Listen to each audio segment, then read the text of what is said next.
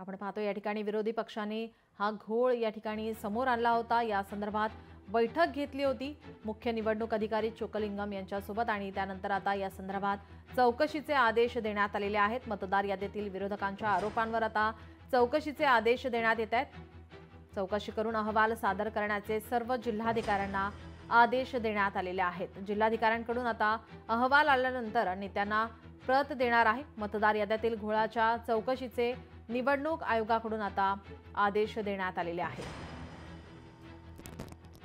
आपल्यासोबत मनसे नेते अविनाश अभ्यंकर हे फोन लाईनवरून जोडलेले आहेत। आपण पाहतो या ठिकाणी मनसेची सुद्धा हीच आक्रमक भूमिका होती मतदार याद्यांसंदर्भातील या घोळासंदर्भात। आता या ठिकाणी आपण पाहतोय की मुख्य निवडणूक अधिकारी चोक्कलिंगम यांनी आदेश दिलेले आहेत चौकशीचे।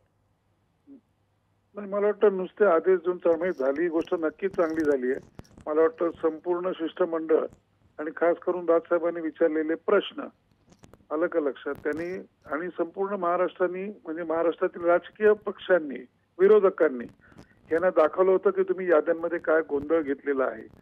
त्याचा हा परिपाक आहे आणि ठीक आहे पहिला निर्णय तरी आहे, पण चौकशी करून अहवाल द्या म्हणजे नुसतं थातूरमातूर काम नकोय। जिथे जिथे हा गोंधळ घोळ आढळेल त्या ठिकाणी तातडीने योग्य ती कारवाई करून ती नावं वगळण्यात यावीत किंवा ऍड करण्यात यावी।